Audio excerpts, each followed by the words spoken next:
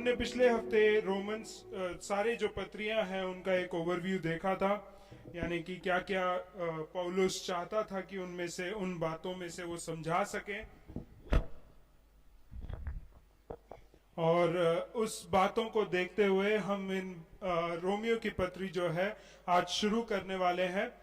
तो रोमियो की पत्री में अगर हम देखना चाहें तो ये पत्री लिखी गई थी यीशु मसीह के मरने के तकरीबन 24 साल बाद, 24 से 25 साल बोलते हैं इस पत्री को लिखने का टाइम जो है AD 57-58 लिखा जाता है। और इस समय में लोगों को जब पौलुस ये पत्री लिख रहा था तो वो इसलिए लिख रहा था क्योंकि ये कलीसिया को, रोमियो की जो कलीसिया है उसको पौलुस ने स्थापित नहीं किया था, लेकिन पौलुस ये चाहता था कि ये जो अन्य जाति से आई हुई कलीसिया जो है ये परमेश्वर के वचन में बिल्कुल फाउंडेशन पाते हुए अपने विश्वास में आगे बढ़ने पाए। तो इसी वजह से पौलुस ने इस कलीसिया को पत्री लिखी। और जो थीम और पर्पस अगर हम देखना चाहते हैं तो इसमें 3 चीजें हैं जो पौलुस ठीक तरीके से बताना चाहता है। सबसे पहले ये बताना चाहता है कि पौलुस खुद रोमियो की कलीसिया को विजिट करना चाहता है, जो हम 15 के 24 में देखते हैं।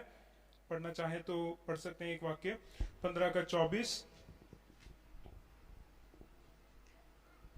इसलिए जब मैं स्पेन को जाऊंगा तो तुम्हारे पास होता हुआ जाऊंगा। हाँ, तो पौलुस इस कलीसिया को पहले से बता रहा है, आगाह कर रहा है कि मैं तुम्हारे पास आने वाला हूँ, स्पेन की तरफ मैं जाऊंगा, तब तुम्हारी तरफ यानी कि तुम्हारी कलीसिया में होते हुए मैं आगे को जाऊंगा। और ये जो आने का, ये विजिट करने का जो है पर्पस है, और वो पर्पस ये है कि इस कलीसिया को यीशु मसीह के आगमन के लिए तैयार करना। ठीक है, जो उद्देश्य, सबसे पहला उद्देश्य इस पत्री का लिखने का है कि एक तो अपना बताना, और उसी एक वाले पॉइंट में ही क्यों वो आना है, क्योंकि वो इस कलीसिया को तैयार करना चाहता है यीशु मसीह के आगमन के लिए। ठीक है, दूसरा पर्पस इस जो पत्री को लिखने का है वो ये है कि वह सुसमाचार जो परमेश्वर ने उसको बुलाया है कि ये बातों को बताने के लिए, जो सुसमाचार को बताने के लिए, वह सही ढंग से उन लोगों को बता सके। ठीक है, डिटेल में, पूरी विस्तार में उस बात को लोगों के सामने, रोमियो की कलीसिया को बता सके, इसलिए ये दूसरा जो रीजन है। और थर्ड जो पर्पस है वो ये है कि कई ऐसे विषय थे जो मसीहों के बीच में उठ रहे थे, क्योंकि कुछ लोग यहूदी थे और कुछ लोग अन्य जाति में से थे। तो इस वजह से बहुत सारी ऐसे इश्यूज उठ रहे थे या ऐसे बातें उठ रही थी जो बातें शायद अन्य जातियों के लिए नॉर्मल थी और यहूदियों के लिए अलग चीजें नॉर्मल थी, और वो दोनों मिक्स कर रहे थे मसीह धर्म में आने के बाद। तो उन बातों को क्लैरिटी या क्लैरिफाई करने के लिए, उन डाउट्स को क्लियर करने के लिए भी पौलुस इस पत्री को लिखता है। तो मैं इस पत्री में डिटेल में जाने के लिए कोशिश करूंगा। सबसे पहले हम इसका इंट्रोडक्शन में जाएंगे। सबसे पहले इंट्रोडक्शन में हम पढ़ेंगे 1 अध्याय का 1 से लेकर 17 वाक्य तक। पौलुस की ओर से, हाँ। जो यीशु मसीह का दास है, हाँ। और प्रेरित होने के लिए बुलाया गया, हाँ। और परमेश्वर के उस सुसमाचार के लिए अलग किया गया है, हाँ। जिनकी उसने पहले ही से अपने भविष्यवक्ताओं के द्वारा पवित्र शास्त्र में अपने पुत्र हमारे प्रभु यीशु मसीह के विषय में प्रतिज्ञा की थी। हाँ। वह शरीर के भाव से तो दाऊद के वंश से उत्पन्न हुआ, हाँ। और पवित्रता की आत्मा के भाव से मरे हुए में से जी उठने के कारण सामर्थ के साथ परमेश्वर का पुत्र ठहरा है। हाँ। उसके द्वारा हमें अनुग्रह और प्रेरिताई मिली कि हाँ। उनके नाम के कारण सब जातियों के लोग विश्वास करके उसकी माने, जिनमें से तुम भी यीशु मसीह के होने के लिए बुलाए गए हो। हाँ। उन सब के नाम जो रोम में परमेश्वर के प्यारे हैं, हाँ। और पवित्र होने के लिए बुलाए गए हैं, हमारे पिता परमेश्वर और प्रभु यीशु मसीह की ओर से तुम्हें अनुग्रह और शांति मिलती रहे। पहले मैं तुम सबके लिए यीशु मसीह के द्वारा एक सेकंड वहां पे हम थोड़ा रुकेंगे, क्योंकि पौलुस इस पत्री को बड़े ही सिस्टमैटिक रीति से लिखता है। तो यहाँ पे सबसे पहले जो 6 वाक्य अभी पढ़े हैं हमने, उसमें हमने ये देखा है कि परमेश्वर ने क्यों पौलुस को बुलाया है, किस काम के लिए बुलाया है, और उस काम को वो बड़े ही स्पष्ट रीति से लिखता जाता है कि वो पहला इंट्रोडक्शन अपने आप को देता है कि पौलुस कौन है, यीशु मसीह का दास है। वो उसके लिए प्राथमिकता है कि यीशु मसीह का दास होना बहुत जरूरी है। पौलुस जो रोमे की कलीसिया को जब सिखाना चाहता है, तुम चेले बनने से पहले परमेश्वर के दास बनना जरूरी है। दास बनने का, या हम दास या दासी जब बोलते हैं तो क्या दर्शाता है उस बात में? आप अपनी राय बता सकते हैं कि क्या है, उसका मतलब क्या है? कोई मर्जी नहीं, कोई राइट नहीं है, कोई अधिकार नहीं है। आप अपना सारा अधिकार किसके हाथ में दे रहे हैं? मालिक के हाथ में। और मालिक जो भी बोलेगा, जो भी कहेगा, जो भी आदेश देगा, जो भी सेवा करने के लिए बोलेगा, उस काम को आप बिना कोई सवाल के करना है। Praise the Lord. ऐसा पौलुस का जॉब डिस्क्रिप्शन है, ठीक है? तो वो अपना सीवी दिखा रहा है। फिर दूसरी बात वो कह रहा है, किस लिए वो बुलाया गया है? प्रेरित होने के लिए बुलाया गया है। अब प्रेरित की सेवकाई जब हम देखते हैं तो कोई भी एक कलीसिया में स्थित होकर वो प्रेरित की सेवकाई नहीं कर सकता है। Praise the Lord. प्रेरित की सेवकाई ये है कि वे नई जगहों में जाएं, वो नई कलीसिया की स्थापना करें, वहां पे उन लोगों को पूरी रीति से वचन और सुसमाचार से उनको पूरी रीति से समझाएं, सिखाएं, बढ़ाएं, और उसके बाद लीडर्स को खड़ा करें, उनको स्थापित करें, उनको अधिकार दें, उनको दिखाएं और सिखाएं कि किस तरीके से कलीसिया को स्थापना करना है, और फिर वो आगे बढ़ जाते हैं। Praise the Lord. हमने कहीं भी अगर किसी के भी नाम के आगे प्रेरित देखा है और वो 2 कलीसिया का पास्टर है, तो फिर नहीं हो सकता वो प्रेरित, क्योंकि पास्टर और प्रेरित में बहुत फर्क है। एक प्रेरित पास्टर बन के कुछ सालों तक रह सकता है, फिर वो आगे बढ़ना चाहिए। लेकिन अगर वो वहीं पे अपने जड़ें बना के रख रहा है और कह रहा है कि मैं प्रेरित हूं, तो वो गलत है। प्रेरित की सेवकाई पौलुस के जीवन से अगर हम देखें तो पौलुस ने जिस समय दमिश्क से उसको वो बुलाहट मिली, उसके बाद से उसको क्या नाम दिया गया था? वो किसके लिए प्रेरित था? अन्य जातियों के लिए।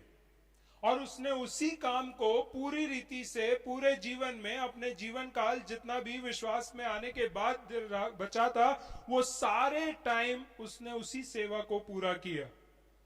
Praise the Lord. तीसरी बात क्या कह रहा है कि और परमेश्वर के उस सुसमाचार के लिए अलग किया गया हूं। अभी यहां पे 3 प्रकार का सेवकाई उसने बता दिया है। सबसे पहले दास की सेवकाई, दूसरी बात प्रेरित की सेवकाई, तीसरी बात सुसमाचार का प्रचारक की सेवकाई भी उसने अपने जीवन में बताया है कि यीशु मसीह के अलावा या उस सुसमाचार के अलावा पौलुस और कुछ प्रचार नहीं करता था। जो बातें उसको यीशु मसीह के द्वारा प्राप्त हुई, जो बातें यीशु मसीह के जीवन में देखी गई, उन्हीं बातों को उसने लोगों के सामने रखा। फिर दूसरी वाक्य में कहता है, जिसकी उसने पहले से ही अपनी भविष्यवक्ताओं के द्वारा पवित्र शास्त्र में और अपने पुत्र हमारे प्रभु यीशु मसीह के विषय में प्रतिज्ञा की थी। वह शरीर के भाव से तो दाऊद के वंश के उससे उत्पन्न हुआ, और पवित्र आत्मा के भाव से मरे हुओं में से जी उठने के कारण सामर्थ के साथ परमेश्वर का पुत्र ठहरा। अब यहाँ पे सुसमाचार इतना ही है कंसाइज में कि यीशु मसीह पूर्ण रीति से इंसान भी है और पूर्ण रीति से परमेश्वर भी, जो कि कई बार हमारे दिमाग के लिए असंभव है समझना, क्योंकि हम कई बार यीशु मसीह को सिर्फ एक पुरुष के रूप में देखते हैं, या मानव के रूप में देखें, या इंसान के रूप में देखते हैं, लेकिन उसकी दैविकता को हम भूल जाते हैं। पौलुस यहाँ पे स्टार्टिंग में ही उस बात को क्लैरिफाई कर रहा है कि यीशु मसीह पूर्ण रीति से परमेश्वर भी था, पूर्ण रीति से इंसान भी था। Praise the Lord. फिर हम आगे जाते हैं, उसके द्वारा हमें अनुग्रह और प्रेरिताई मिली है कि उसके नाम के कारण सब जातियों के लोगों को विश्वास करके उसकी माने। ठीक है। अब परमेश्वर ने जो सेवकाई करी है, वो सेवकाई उसको अनुग्रह के द्वारा मिली है। जो हमें सेवकाई मिली है, हमें अनुग्रह कर कर परमेश्वर ने हमारे हाथ में सौंपा है। लेकिन हम जब भी देखते हैं, अगुओं को देखते हैं या पासबानों को देखते हैं या सेवकों को देखते हैं, वो घमंड के साथ खड़े होते हैं कि मैं परमेश्वर की सेवकाई कर रहा हूं। फिर से रिवाइंड करके देखो पौलुस क्या कह रहा है, अनुग्रह के द्वारा हमें ये सेवकाई मिला है। इसलिए हमें घमंड नहीं करना चाहिए कि मैं परमेश्वर का सेवक हूं, ये हूं, बड़ा दास हूं, ये हूं, वो नहीं। परमेश्वर ने मुझ पर अनुग्रह किया कि मुझे ये सेवकाई दिया।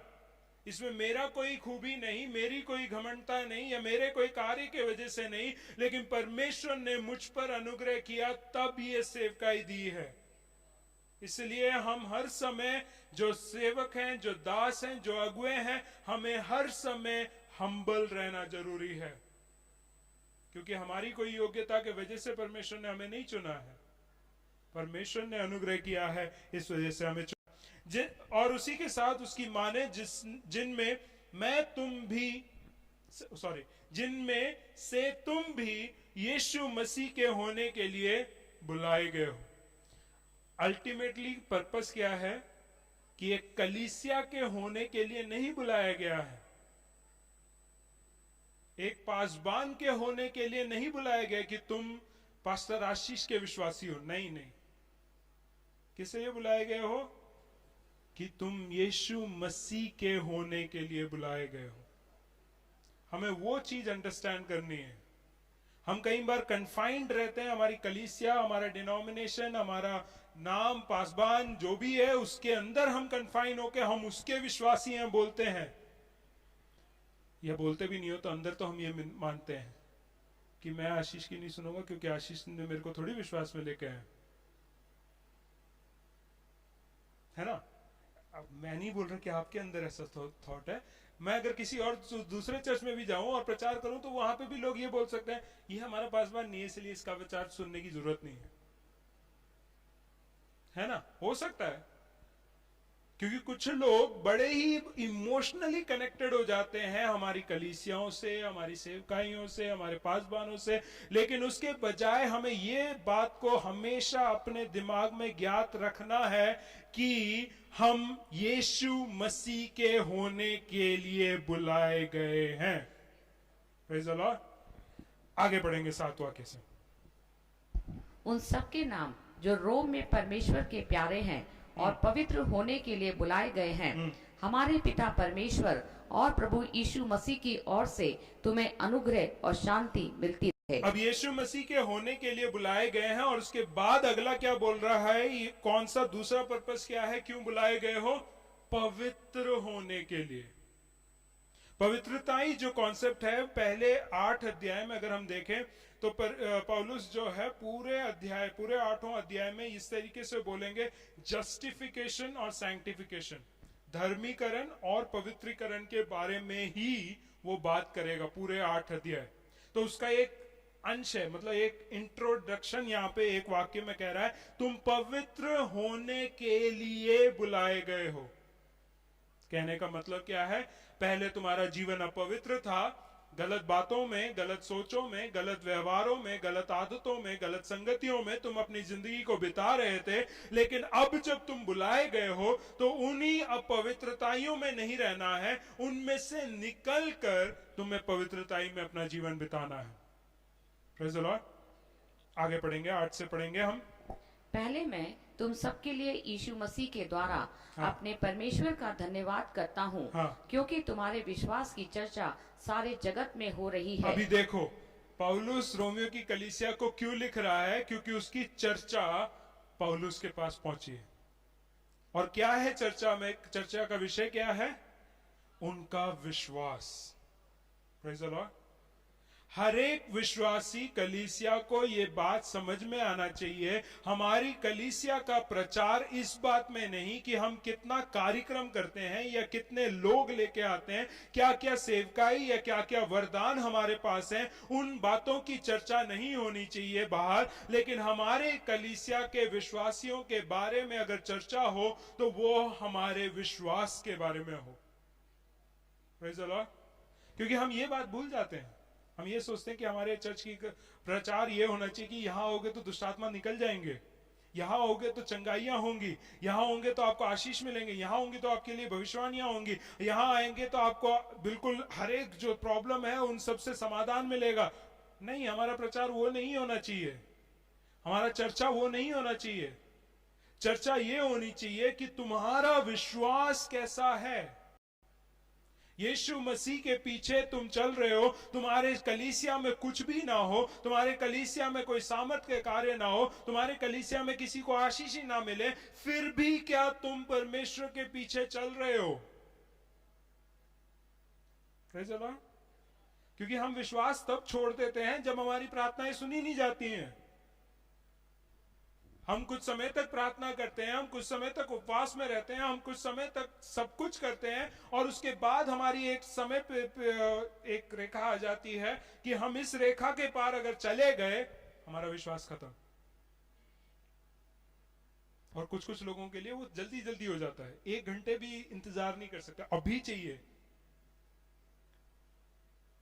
और नहीं मिलता तो हम प्रार्थना छोड़ देते हैं, हम बाइबल छोड़ देते हैं, हम संगति रखना छोड़ देते हैं। क्यों? क्योंकि हमारा विषय नहीं हुआ। तो सबसे पहला वाक्य जो है उसको याद रखना कि पौलुस कह रहा है कि हमें क्या होना है? दास होना है। दास का मतलब क्या है? हमारे पास कोई अधिकार नहीं है, और जो कुछ परमेश्वर करता है उन बातों को हमें स्वीकार करके उसके अनुसार अपने जीवन को चलाना है। अगर ऐसा है तो मेरे जीवन में अगर परमेश्वर ने कार्य नहीं किया तो क्या मैं अपने मालिक को छोड़ के जा सकता हूं? पुराने टाइम के अगर दास के अगर कॉन्सेप्ट को अगर समझोगे आप, एक दास को अगर खरीद के लेके आ गया है तो उसका कान छिद जाता है, एक रिंग पहना जाता है इधर, जो आजकल लड़के बड़े फैशन में स्टड पहनते हैं, वो दासत्व की निशानी है। पुराने टाइम के वहां पे एक छल्ला डाला जाता है और उस छल्ले में जंजीर डालकर बांधा जाता है। जैसे हम कुत्ते को बांधते हैं उसी तरीके से बांधा जाता है। और बांधने के बाद इसलिए रखा जाता है क्योंकि अगर वहां से दास भाग गया, क्या करना है? ये छल्ला फाड़ के निकलना पड़ेगा। और कटे हुए जो कान है उसके साथ अगर कोई आदमी कहीं पे भी दिख गया, उसको वहीं पे पथराव करके मारने की आज्ञा है, क्योंकि वो अपने मालिक को छोड़ के आए। वो वापस नहीं जा सकता है। क्यों? क्योंकि उसका तो कान छिद गया है, फट गया है, वो फिर से उस मालिक की सेवा नहीं करने जा सकता। तो ये समझने की बात है कि हम अपने भी जीवन में इस तरीके से देखें कि अगर हम परमेश्वर के लिए आजाद हुए हैं, कि परमेश्वर की आजादी को हम अपने जीवन में ले और हम उसके दास बन चुके हैं, तो हमारे कान छिद चुके हैं। अब जब हम यहां से भागते हैं फिर क्या हो गया? यीशु मसीह पौलुस जो है इसी बात को अपनी पत्री में, आगे की पत्रियों में मैं बताऊंगा कि यहां लिखा हुआ है कि एक बार जिसने परमेश्वर के उस उद्धार का स्वाद चख लिया है, अगर वो पाप में गिर जाए तो क्या लिखा है? उसका उद्धार होना फिर से अनहोना है। क्यों? वही कॉन्सेप्ट कि कान में फिर छल्ला नहीं डल सकता है, क्योंकि तुम कान फाड़ के निकल गए हो। तो वही चीज है, यहां पे हमें समझना जरूरी है कि हमारा जो विश्वास है उसकी चर्चा होनी चाहिए कि कितने भी दुख या कितनी भी सेवका या कितनी भी पीड़ा मेरे पास होने के बावजूद मैं अपने मालिक को छोड़ के नहीं निकला हूं। वो विश्वास की चर्चा हर जगह होनी चाहिए। Praise the Lord. आगे जाएंगे 9वें वाक्य में। परमेश्वर जिसकी सेवा मैं अपनी आत्मा से उसके पुत्र के सुसमाचार के विषय में करता हूँ, वही मेरा गवाह है कि मैं तुम्हें किस प्रकार लगातार स्मरण करता रहता Praise the हूँ। Lord। अगला चीज जो हम लोग कई बार भूल जाते हैं वो ये है कि हमारा एप्रिसिएशन, हमारा क्रेडिट हमें कौन देगा? पक्का है ना? यहां के लोगों से नहीं लेने की कोशिश करोगे ना? प्रॉब्लम वहीं आती है। हम यहां के लोगों से चाहते हैं कि वो हमारी गवाही दें कि हम तुम्हारे लिए क्या क्या नहीं करते हैं। अब मुझे नहीं बताने की जरूरत मैं कितने लोगों के लिए कब कब प्रार्थना करता हूँ और कैसे दिखाता हूँ, और मुझे बोलने की जरूरत नहीं है मैं इतने बजे उठ के प्रार्थना करता हूँ, इतने दिन तुम्हारे लिए उपवास रखता हूँ, इतने कार्य मैं तुम्हारे लिए करता हूँ, इतनी मैंने मेहनत करी है, इतना मैंने आना जाना किया है, और उसके बाद भी तुम मुझसे कहते हो कि तुमने किया क्या है। मुझे बोलने की जरूरत ही नहीं है, क्योंकि परमेश्वर आप ही मेरी गवाही देगा कि मैं कितना तुम्हारे लिए स्मरण करके कार्य करता हूं। Praise the Lord.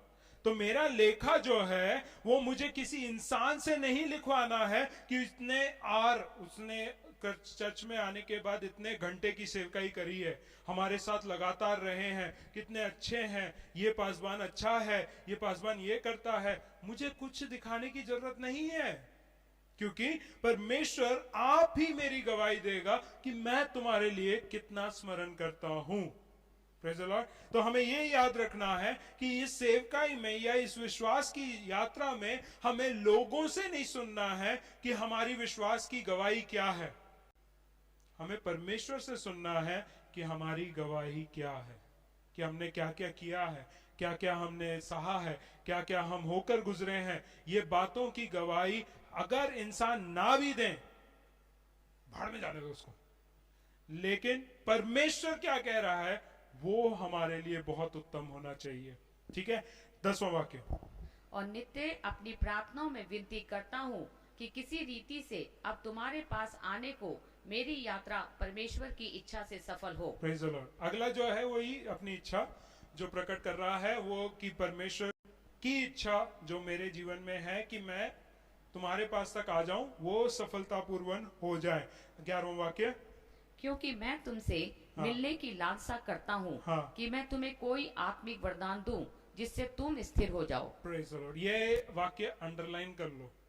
उसका आने का विषय क्या है वो मेन इंट्रोडक्शन में ये 11वां वाक्य कह रहा है, क्योंकि मैं तुमसे मिलने की लालसा करता हूं कि मैं तुम्हें कोई आत्मिक वरदान दूं जिससे तुम क्या हो जाओ, स्थिर हो जाओ। आत्मिक वरदान का क्या पर्पस है, क्यों मिलना चाहिए? हमें स्थिरता मिलने के लिए, शो बोटिंग के लिए नहीं है, स्टेज में ड्रामा करने के लिए नहीं है, कलीसिया में ड्रामा करने के लिए नहीं, लेकिन हमें स्थिरता देने के लिए आत्मिक वरदान की जरूरत है। और वही चीज देने के लिए, समझाने के लिए पौलुस चाहता है कि वह रोमी कलीसिया में जा सके। 12वां वाक्य। हाँ, अब वो समझा रहा है उस बात को। अर्थात ये कि जब मैं तुम्हारे बीच में हूँ तो हम उस विश्वास के द्वारा जो मुझ में और तुम में है एक दूसरे से प्रोत्साहन पाए। Praise the Lord. अगला क्या है, वरदान क्या है? विश्वास एक वरदान है, आपको पता है? वही विश्वास का जो वरदान जो मुझ में है और तुम में भी है, उसी वरदान के द्वारा हम एक दूसरे को क्या कर सकें? क्यों प्रोत्साहित करना है? नहीं, उसी कॉन्टेक्स्ट में जाओ। रोमियो की पत्री जब पौलुस ने लिखा है उस समय काल में जाओ। उस समय काल में क्या हो रहा है? सताओ, लोगों को मारा जा रहा है, निरुत्साहित होने का बहुत सारे कारण मिल रहे हैं। परिवारों को मारा जा रहा है, बच्चों को मारा जा रहा है, सिंगों के सामने डाला जा रहा है, जिंदा जलाया जा रहा है, जिंदा दफनाया जा रहा है, क्रूस पे लटकाया जा रहा है, उल्टा लटकाया जा रहा है, सब कुछ किया जा रहा है। उस समय में कारण बहुत थे विश्वास को छोड़ने के लिए, लेकिन पौलुस क्या कह रहा है कि हमारे पास जो विश्वास का वरदान है वो मेरे अंदर भी है, वो तुम्हारे अंदर भी है। एक दूसरे को हमें प्रोत्साहित करना है कि मसीह के आगमन तक हम विश्वास योग्य बने रहें। Praise the Lord. वो बात को हमें समझना है।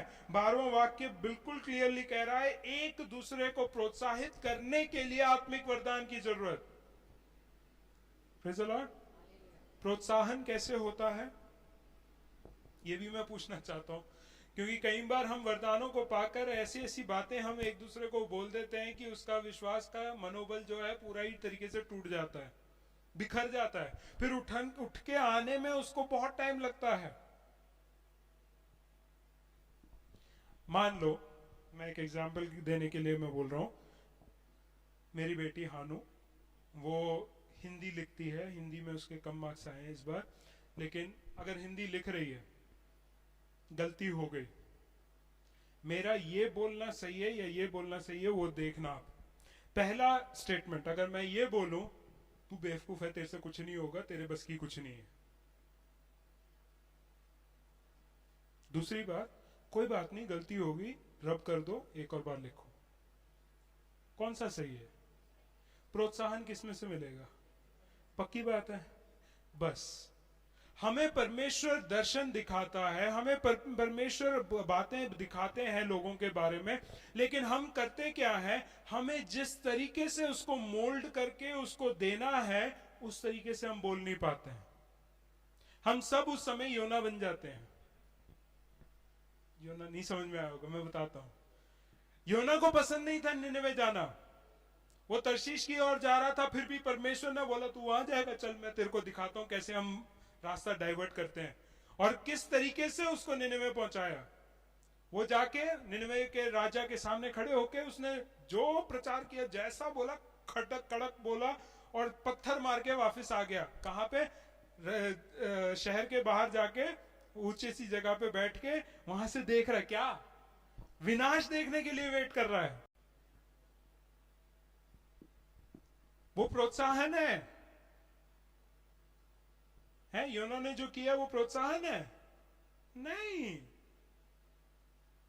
वो उसका खुद का पर्सनल इश्यूज को लेकर उसने कहीं और जाके उल्टी कर दिया है, और फिर वो वहां बैठ के देख रहा है कि उसका क्या असर होने वाला है। परमेश्वर ने आपको सेवकाई दिया है, परमेश्वर ने आपको कार्य दिया है, परमेश्वर ने आपको सच बताया होगा कि क्या है। अभी अगर पौलुस के ही कन्वर्जन के बारे में बताएं, अनन्यास के पास जब परमेश्वर आए क्या बोला?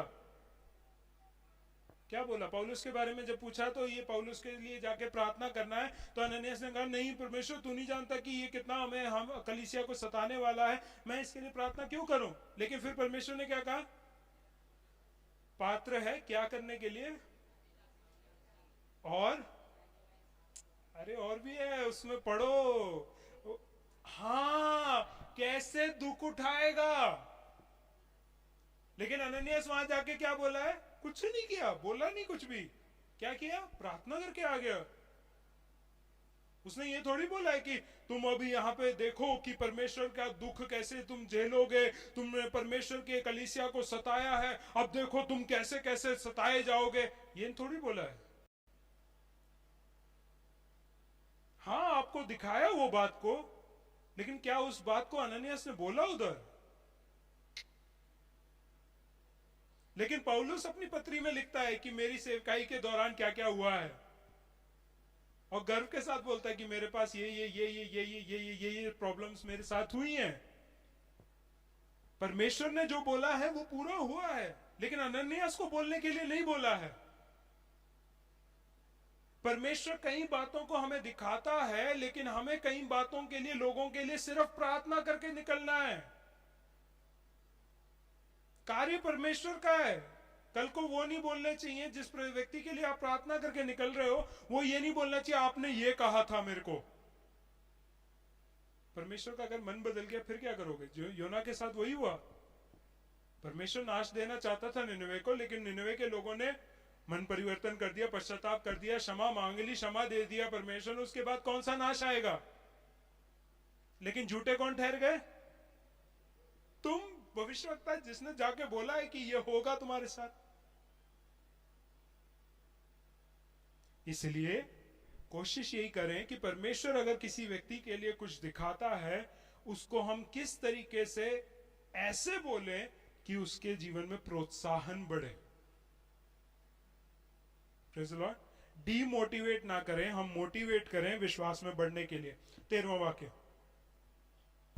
हे भाइयों, मैं नहीं चाहता कि तुम इससे अनजान रहो कि मैंने बार बार तुम्हारे पास आना चाहा कि जैसा मुझे दूसरी अन्य जातियों में फल मिला वैसे तुम में भी मिले, परंतु अब तक रोका गया। आगे भी। मैं यूनानियों और अन्य भाषियों का और बुद्धिमानों और निर्बुद्धियों का कर्जदार हूँ। अतः मैं तुम्हें भी जो रोम में रहते हो सुसमाचार सुनाने को भरसक तैयार हूँ। बस वही है, वो चाहता था कि जाए, लेकिन पौलुस के साथ हमेशा उसकी सेवकाई की यात्राओं में हम देख सकते हैं कि जब तक परमेश्वर उसको आज्ञा नहीं देता था वो नहीं जाता था। मकदुनिया में कैसे गया?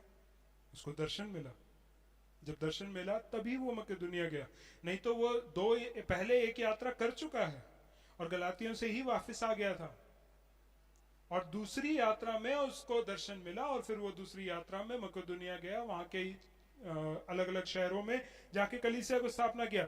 उसी तरीके से ये कोशिश तो इसने बहुत करी है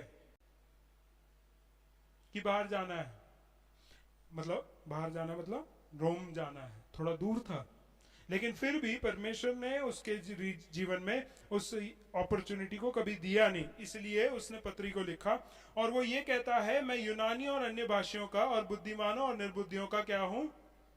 किस चीज में? है?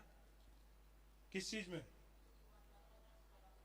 सेवा करने के लिए, या हम किसके कर्जदार होते हैं? जब किसी ने कुछ हमारे लिए, तो इन्होंने क्या किया होगा? है?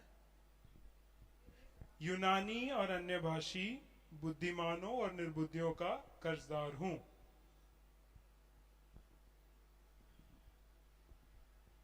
सोचो, थोड़ा सोचो, हमारे दिमाग को भी थोड़ा दौड़ाना चाहिए। अगर मैं ये बात को बोलूं कि मैं यूनानी तो यहाँ है नहीं हमारे यहाँ पे, अन्य भाषी तो बहुत हैं, और यूनानी नहीं है तो यूनानी की जगह पे हम पाकिस्तानी बोल लेते हैं। एग्जाम्पल के लिए बोल रहा हूँ मैं, वैसे कुछ नहीं बोल रहा हूँ। मैं पाकिस्तानी और अन्य भाषी और बुद्धिमानों और निर्बुद्धियों का कर्जदार हूँ।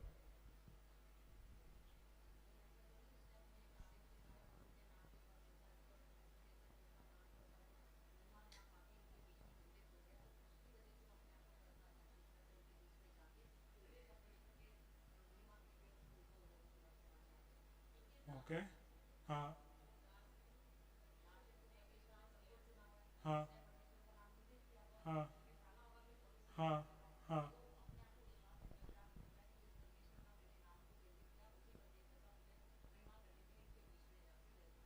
एग्जैक्टली अभी मैं समझाता हूँ इसको, थोड़ा से क्लोज थे आप।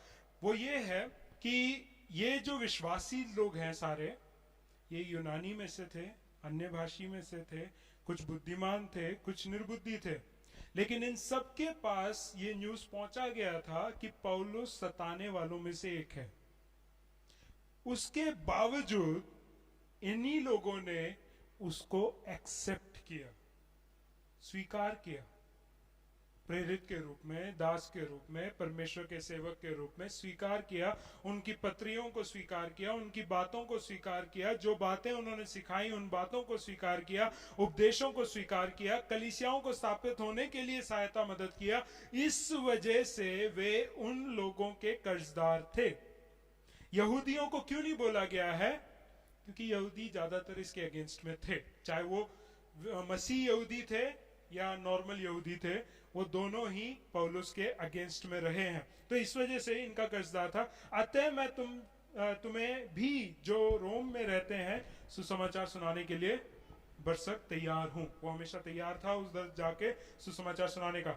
लास्ट दो वाक्य आज के लिए हम बोल के समाप्त करेंगे, फिर अगले भाग को हम अगले संडे देखेंगे, 16 और 17।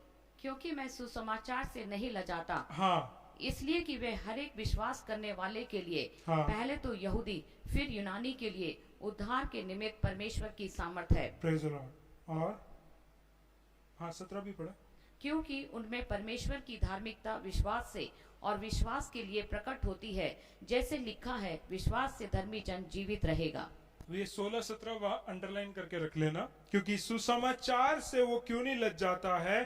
क्योंकि हर एक विश्वास करने वाले के लिए ही समझ लेना ये बात, ये वाक्य समझ लेना। ये मत सोचना कि जो लोग विश्वास नहीं करते उन लोगों के लिए सुसमाचार है। नहीं नहीं नहीं नहीं नहीं, सुसमाचार विश्वास करने वालों के लिए, पहले यहूदी है फिर यूनानी है, उनके लिए क्या है? उद्धार के निमित्त परमेश्वर की सामर्थ है। सुसमाचार सिर्फ उन्हीं को सुनाना है जो यीशु पे विश्वास करते हैं। अब यीशु पे विश्वास कैसे किया जा सकता है? मुंह से? विश्वास किससे आता है? सुनने से। और सुनना लिसनिंग कहा गया है, हियरिंग नहीं है। ठीक है, लिसन कैसे होता है? ओके, ध्यान से सुन लिया। और दूसरा, एक वर्बल है और दूसरा है नॉन वर्बल। दो प्रकार से हम सुन सकते हैं किसी मैसेज को। अभी मैं दो बोल रहा हूं तो आपको दो सुनाई दे रहा है, और ये क्या है? दो ही है ना, दिख रहा है ना। वही मैं कहना चाहता हूं, सुनना जो है दोनों चीज में दिखना चाहिए आपके। जब आप किसी को सुनाते हैं, केवल आपका मुंह नहीं बोलना चाहिए, पर आपका जीवन दिखाना भी चाहिए। क्योंकि लोग जब सुनते हैं, वो केवल इसको नहीं सुनते, वो इसको भी देखते हैं, यानी कि आपके कार्यों को भी देखते हैं कि आप कैसे जी रहे हैं। तो जब सुनाने की बात आती है, सुसमाचार सुनाना या विश्वास यीशु मसीह पे लेके आने के लिए, तुम्हारा मुंह से जो निकल रहा है वो भी सही, तुम्हारे जीवन से तुम जो कर रहे हो वो भी सही होना चाहिए। मैं जब तक पुलपिट में हूं, मैं अच्छी बातें बोल रहा हूं, मैं सुसमाचार सुना रहा हूं, लेकिन अगर वही सुसमाचार मैं पुलपिट से नीचे उतरने के बाद अगर मैं जी नहीं रहा हूं, सुसमाचार में कोई सामर्थ्य नहीं है। समझ रहे हो? वही चीज के लिए पौलुस क्या कह रहा है? मैं बरसक तैयार हूं। Every time I am ready. किस लिए?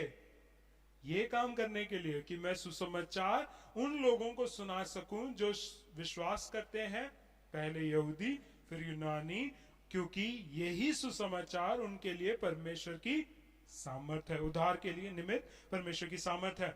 17वां वाक्य, क्योंकि एक और। उसमें परमेश्वर की धार्मिकता, उसमें किसमें? सुसमाचार में परमेश्वर की धार्मिकता विश्वास से कैसे मिलती है? विश्वास से विश्वास से परमेश्वर की धार्मिकता आपको सुसमाचार के द्वारा मिलती है, और विश्वास के लिए प्रकट होती है। किस लिए वो बातें प्रकट हो रही है? विश्वास के ताकि तुम विश्वास दिखा सको। तुम सामर्थ नहीं दिखा सको, तुम अपना नाम नहीं बना सको, लेकिन अपना विश्वास दिखा सको।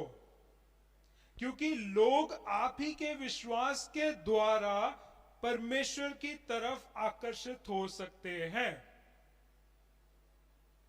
आपके कुछ करने से या आपके कुछ कहने से या आपके उनके साथ समय बिताने से कुछ नहीं होगा। आपका खुद का विश्वास परमेश्वर में कैसा है, वो ही परमेश्वर की ओर उन लोगों को आकर्षित कर सकता है। ठीक है, इसलिए विश्वास के लिए प्रकट होती है, जैसा लिखा है। क्या लिखा है? ये स्टेटमेंट कहां लिखा है? विश्वास से धर्मी जन जीवित रहेगा। इब्रानियों की पत्री 2:4। बस ये बोल के मैं समाप्त करूंगा।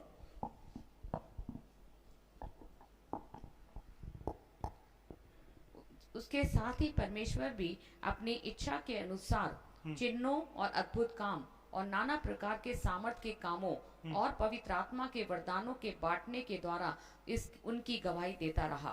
Praise the Lord. क्या कह रहा है?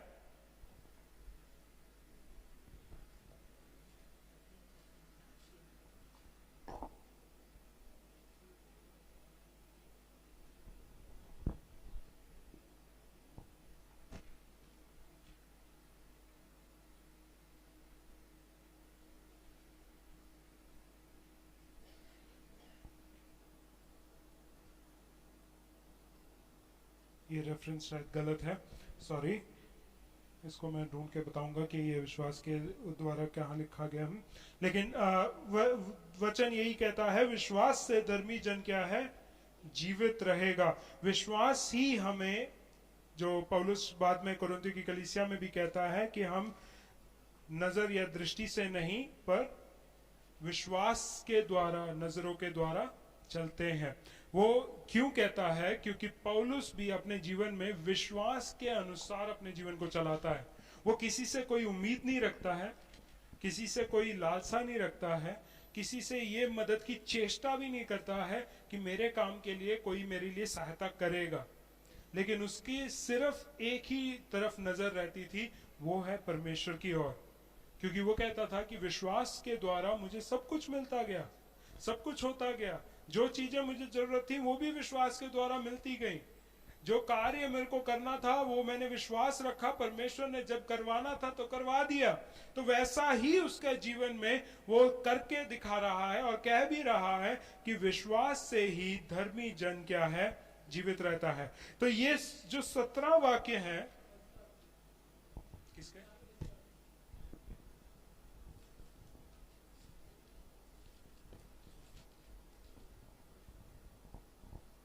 हाँ, पर मेरा धर्मी जन विश्वास से जीवित रहेगा, और यदि वह पीछे हट जाए तो मेरा मन उससे प्रसन्न ना होगा। Praise the Lord. और इसको हबक्कुक 2 के 3 और 4 में भी पढ़ सकते हैं। मेरे को लगता है हबक्कुक का 2 का 4 लिखना था हमको।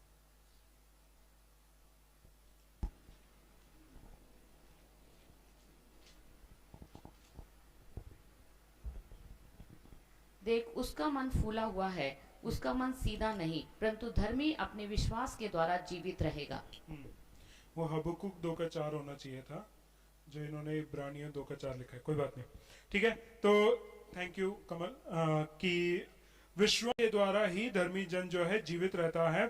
और ये जो पहला 17 वाक्य था, ये पहले 17 वाक्य जो है पौलुस एक तरीके से इंट्रोडक्शन दे रहा है कि क्या क्या बातों को वो इसमें डील करने वाला है इस पूरी पत्री में। तो पहले 1 से लेकर 8 अध्याय तक मैंने बता दिया है, जस्टिफिकेशन एंड सैंक्टिफिकेशन के बारे में वो बताएंगे। और उसके बाद का जो है, जब हम पहुंचेंगे तो मैं उस डिवीजन को बताऊंगा। 3 में डिवाइड कर रखा है, पहले अध्याय से लेकर 8वें अध्याय तक, 9 से लेकर 11वां अध्याय और 12 से लेकर 16 अध्याय, ठीक है। तो उस बात को हम अगले जब हम देखेंगे तो उन बातों को हम देखेंगे कि किस तरीके से पौलुस इस भागों को डिवाइड करता है। लेकिन इंट्रोडक्शन में पौलुस यही कहना चाह रहा है कि किस तरीके का एक विश्वासी का जीवन होना चाहिए, किस तरीके से उसका अप्रोच होना चाहिए, किस तरीके से वो सुसमाचार के लिए प्रचारक होना चाहिए, किस तरीके से उसकी चेष्टा होनी चाहिए, किस प्रकार का उसका दृष्टिकोण होना चाहिए, किस तरीके से वो मोटिवेटेड होना चाहिए, किस तरीके से वो अपना अकाउंटेबिलिटी, क्रेडिट कहां से लेना चाहिए, सब कुछ के बारे में पौलुस ने पहले 17 वाक्य में ही बता दिया है। इन बातों को क्यों बताया है? ताकि हम लोग थोड़ी सी स्थिरता हमारे विश्वास जीवन में आ जाए। अगर ये संदेश आपको पसंद आए तो कृपया और लोगों को भी शेयर करें, ताकि वो लोग भी इस संदेश के द्वारा परमेश्वर की आशीष पाए। Thank you.